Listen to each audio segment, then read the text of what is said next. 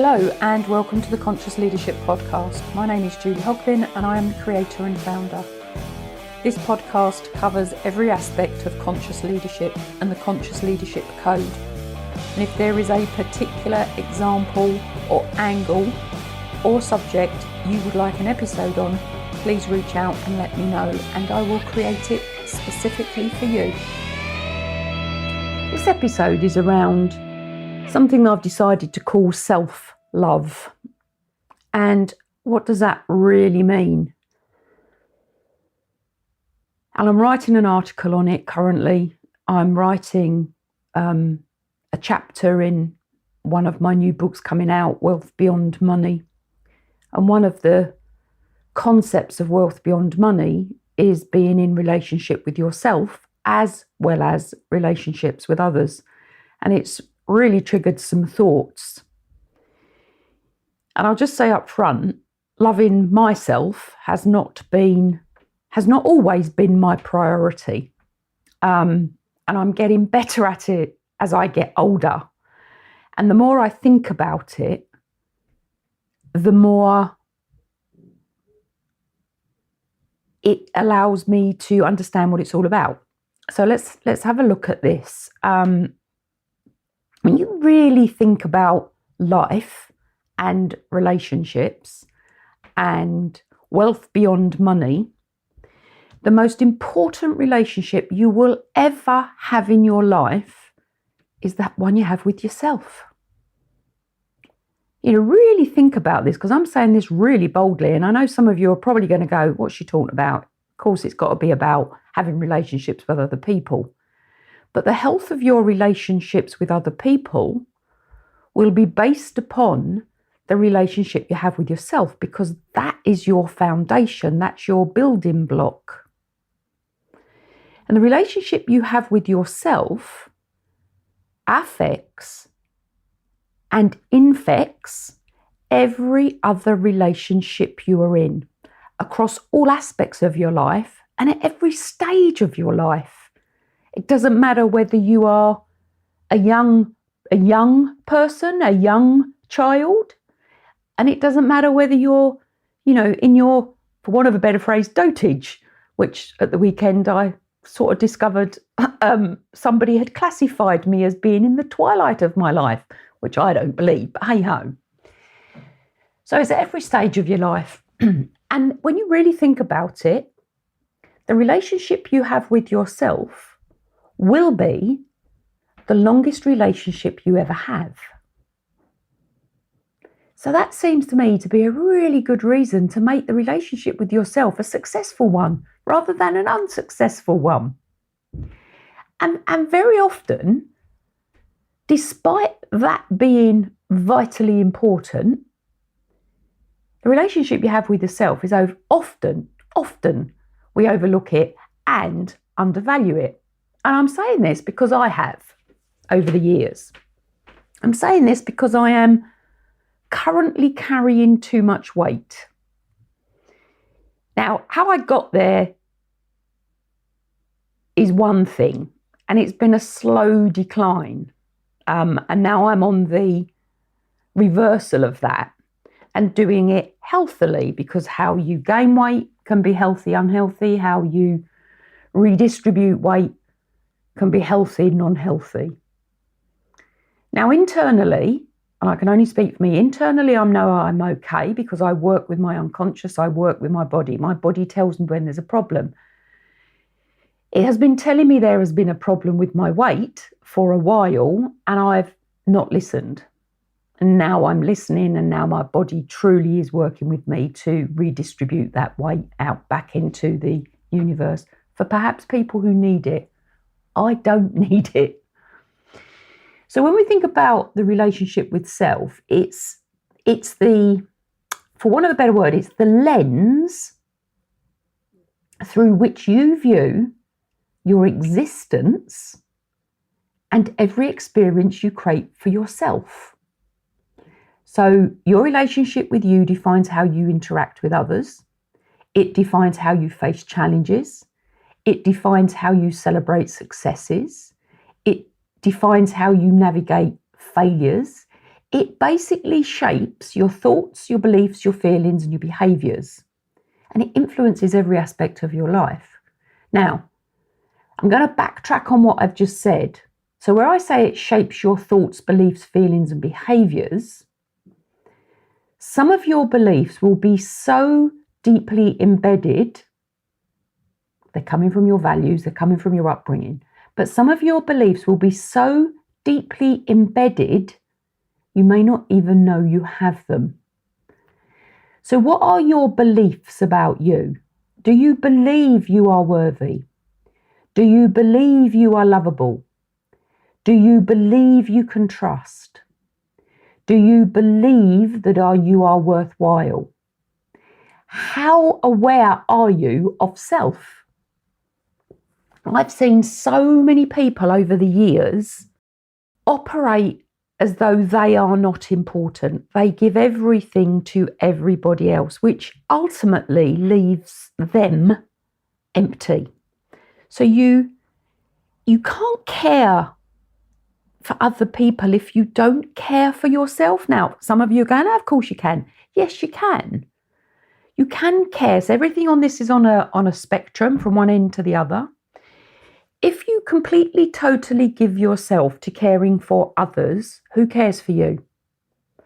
There's a phrase in the UK, it may be worldwide, I don't know, but you can become a doormat when you care so much for others that you give everything of you to others to the detriment of yourself. I'm not going to go into any gender definition of that because men do it as well as women. Men don't do it as well as women don't do it. So it's an absolute choice of our behaviours. So and our beliefs. We can change our beliefs. That is one thing I really want to say. You can change your beliefs. You can belief re-imprint. I learned the process over the weekend. I'm learning a lot of additional tools to add to my arsenal to help people with this stuff. I say stuff, that's a technical word for me. You've probably heard me say it before, but your relationship with you provides you with your personal blueprint on how you perceive and interact with the world. And the quality of your self-relationship directly affects your mental, emotional, and physical well-being. It also affects every external relationship you enter into, both personally and in business. Your relationship with yourself is so important. Now, me being me, I want to know what is love. So when you think about relationship with yourself and self-love, forget self-care for the minute, self-love, what does love mean? And this is something that I've had to learn. I've told people I love them, but I didn't really understand what it was. And I have undoubtedly been in love. And my love, I thought love was a sort of one size fits all. And of course it isn't. So what is love? And it is an emotion. And it is an emotion that is absolutely fundamental to our experiences as a human. And I believe we all experience love differently. We have different emotions attached to the love because of who we are. We are unique. We are our own personal thumbprint. But love can be described as a strong, affectionate feeling and a deep attachment towards someone or something. So we can love a human or we can love a thing. You know, people have profound relationships with their animals. Profound, from horses to dogs to rabbits to guinea pigs, to caring for the orangutans in the wild. So love comes at us from different angles. I've done a little bit of research on this, and I've just come up with maybe 6. So there's romantic love. It's characterized by deep emotional connection and desire for another person. So this is, fingers crossed, hopefully, maybe, but not always, the person that you're married to. You have a romantic love. Now that might have come from and through and linked to a platonic love. So that friendship love that starts. Now, romantic love will have a sexual connotation. A platonic love, that friendship love, doesn't. But it's characterized by a strong bond. It's an affection and a sense of camaraderie. So I had a friend who we used to travel the world together. We don't have that relationship any longer, but we used to travel the world together. We both knew that we could go anywhere, do anything. We would have completely different experiences of the experience, and then we would have all those conversations to share what we were learning, what we were experiencing, what was going on. Now, I can say 100% wholeheartedly, I loved my friend. Completely non-sexual. The experiences we had together were phenomenal. Romantic love, I have been married. I have been in, since then, I believe, 2 romantic loves where I can honestly say I loved the individual, my partner. I loved them. Both of those loves are now no longer with me. Familial love, so love of the family. Now this is a really interesting one, because you are born into the family that you're born into, but do you love the people in it? Now, some do, some don't. There is unconditional love. I've done an exercise on this, and I think the only unconditional love I have ever received in my life was from my mother. Now, of course, my dad loved me, but his unconditional love was for my mother. And he was her husband, and they loved each other. And they were friends as well. So familial love, I've got 2 brothers. I love both of them, but the love for either brother was very, very different. Very different. So familial love, and I have relations who don't love their parents or their brothers and sisters. They are completely apart. Now, self-love, this is where you have a healthy regard for yourself and you have a deep appreciation of your own self-worth. And self-love involves caring for your own physical, your own emotional, and your own mental well-being. So this is what the book Wealth Beyond Money is going to be about. How do we do that? Self-love is not selfish. Self-love is not narcissism. Self-love is a balanced process that we go to that looks after ourselves. We have high regard for ourselves. Now, 2 others that come up. There's something called agape love. And this love is a form of love that's selfless and unconditional. And it's often associated, I've had to look this one up, it's often associated with general goodwill and love for all of humanity, regardless of whether that is reciprocated. Interesting. And then you've got companionate love, which I believe is very much along the lines of platonic love. You're sharing mutual respect, shared experiences, and a strong bond that's not necessarily based on intense passion or desire. So you might have some of this companionate love within a working environment. So when we view our world map, we are looking at it through the lens of our experiences. And when we have self-love, we can build stronger relationships externally because we know who we are. So let's have a look at this. You are in relationship with yourself. Now, regardless of whether you believe you are, you are. Whether you believe you are or you're not, you are. You are in a relationship with yourself. So how do you relate to yourself? How do you perceive you? How do you understand you? How aware of you are you? Now, I know this is deep, but actually, when we go deep, we understand it so much more.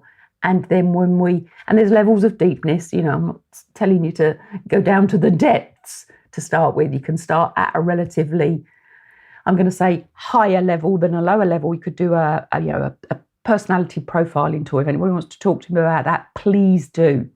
Come across to my website, juliehogbin.com. There's lots of information in there. A membership site is being built, but there's questionnaires, there's articles that you can read to really start to think about, who are you? So self-relationship also includes how you talk to yourself. So your inner voice, we've all got one. And if you're saying what inner voice, it's the one that just asks you that question. And it can talk to you positively and it can talk to you negatively. The words you use for you, for yourself, create your outside world. So your self-relationship is your belief around who you are, your capabilities, your worthiness, whether you trust people or not, how you treat and take care of yourself. It's the internal relationship you have with yourself, your mind, your emotions, and your physical self. It's what you put in your mouth. It's what you do physically. So how do you talk to other people? That's your internal relationship coming out. And remember, it affects your mental, emotional, and physical health 100%. I haven't got to where I am in life without knowing that. And when you are giving love to self and to others, the love you receive, or not, as the case may be, also affects how you talk to yourself. So there is a level of self-love when we develop it that allows us to be confident and self-assured, not arrogant. So all of these things are on spectrums, but confident, self-assured individual who can have the conversations that they are required to have to the people that they want to have the conversations with, coming from a place of self-worth, self-value, self-love.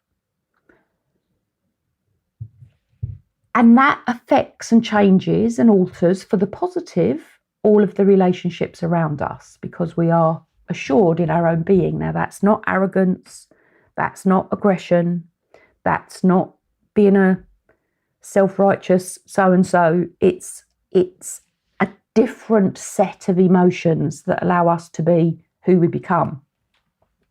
Now, to do that, we have to understand self. We have to have self-esteem. And self-esteem relates to the value that we give ourselves and the worth that we give ourselves. Self-esteem is about us having a positive self-view, and we appreciate and respect our own abilities and character.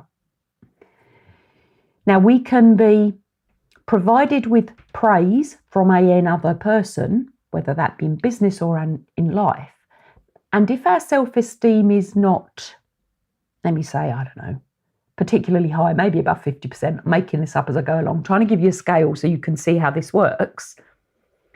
If our self-esteem is, say, not above 50%, that's an arbitrary figure, by the way, will we accept the praise coming towards us from somebody else? So think about when somebody tells you that you have done something good, or you look great, or your hair looks good, or you're looking really smart. Do you accept it and say thank you, or do you minimize it and reject? So looking at your self-esteem of self, really think about, even if this is the first step of doing this, how do you accept praise? Now, one of those things I've had to learn to accept. I used to bounce it back, reject it, say, oh, it's nothing. Oh, well, that's just what I do. It's my job. So really think about this, because it's all an indication. Self-love, and remember, that is not narcissism. It is basically the act of caring for you, your own well-being, your own happiness. And your happiness is not reliant on somebody else's happiness. When you are happy for yourself, with yourself, you are then in a greater and improved position to provide interactions and actions with others that may lead to their happiness. Remember, we can't make anybody do anything or feel anything. Now, we can encourage them, we can help them, but our own internal happiness, when it comes from us, and it could be the sun shining as it is this morning, it could be the sound of the bird song, it could be the fact that you've written an article, you've got a book out, and it doesn't have to be a bestseller, by the way. It doesn't have to get to number 1 on the charts, but it could be just the fact that you've written the book. If that is the thing that makes happy for you, good. Stroke it. My first book that I wrote, it landed on my doorstep. My happiness, I opened the package and I ended up stroking the book, because the physical item provided me with such a sense of joy. It was unbelievable. Every now and then I'll get the book and I will still look at it, and that feeling comes back. So think about what it means. And then one of the other elements of self-relationship is about self-compassion. And this refers to your ability to be patient with yourself, to be gentle with yourself, and to be kind to yourself. Especially for all of you listening to this who are out there in business, creating your own lives, doing your own thing, creating your own income streams, whatever it might be that you're doing, whether this is you going for a new job, whatever it might be for you, be kind. Because life is life. Not everything is always our definition of success for us. And there is a real tendency within the UK, possibly the same around the rest of the world, we tend to beat ourselves up. There is a negative culture within the UK for many people. So let's stop doing that, peeps. Let's have this self-compassion, let alone compassion for others. Let's start with ourselves first and be kind to ourselves. Now, we can have healthy relationships, we can have unhealthy relationships with self. The relationship we have with ourselves absolutely 100% impacts our personal growth. Our relationship with ourselves impacts how resilient we are. It impacts how adaptable and flexible we are. And our relationship with ourselves will absolutely 100% affect how ambitious we are. Because if we have great self-belief, we will have ambitions. Now, ambitions is a good thing, because the behaviours that are demonstrated through your ambition, and for many it's negative. I've done lots of work on this with many people. Ambition can be seen as negative. Now, if you hold the belief that ambition is negative, it's not a good thing, people walk on people's, tread over people to get to the top, how ambitious are you going to be for yourself? So ambition is a label. Ambition is having a goal. Ambition is having something that you want to achieve. How you do that, as in your behaviours, is a completely different thing.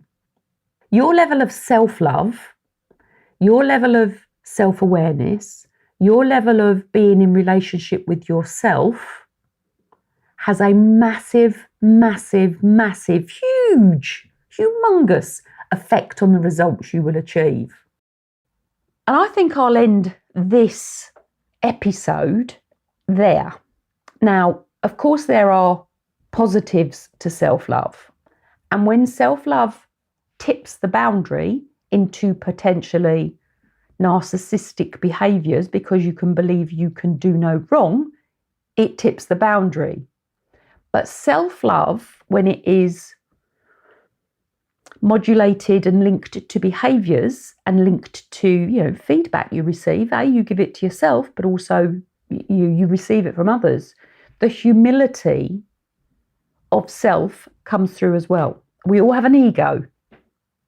You can witness people living in their unhealthy ego, and you can witness people living in a healthy ego. So everything I talk about, whether it be business or life, pure and simple, I'm going to go for the two definitions, business or life, everything is on a spectrum. Everything. So let me leave you with a question. How self-aware are you? How much do you talk negatively to yourself? How much do you criticize yourself? How much do you think you have to be perfect? What unrealistic expectations are you making of yourself? And then let's do the opposite of that. How much do you positively talk to yourself? How much do you love yourself? How much praise do you give yourself? How much recognition do you have for yourself? How accepting are you that, that you can make mistakes, and that's okay, because a mistake is a learning opportunity? What are your expectations of yourself? What's your vision? Start to think about these things, because the relationship you have with yourself will be the most important relationship you ever have with anyone ever. And it is the longest relationship you have. So you might as well start off by loving yourself. And for some of you listening to this, start to like yourself, let alone love yourself, because again, everything is on a spectrum. So that's Julie signing off on this episode about self-love. If you want any more help, reach out, juliehogbin.com. I've got a book on Amazon books on stress, the reality, goal setting. There's one coming out on success thinking. There's one coming out on wealth beyond money, which I'm co-writing with Emmanuel Ezekiel. Please reach out if you need or want a conversation. Find my Calendly link. It will be on my website. Contact me through my website. I will be happy to support this. The membership site is being built. All of this information will be on the membership site eventually. And there's going to be two levels. One really affordable, and then one that will be slightly more expensive for business owners. I want to get this message out to the world. The world and all of the humans within it could do with some of this positivity, especially right now. Anyway, that's it for the time being. Remember, nothing sits in isolation, everything is connected. Thank you for listening to this episode of the Conscious Leadership Podcast. And if you have found it useful, please leave a review. And if you have found it useful, please share it with others that will find it useful as well. If you want to know more about my publishing, please follow me through to the Amazon author page. And if you would like to follow me on any of my other social media channels, please do, which also includes a YouTube channel.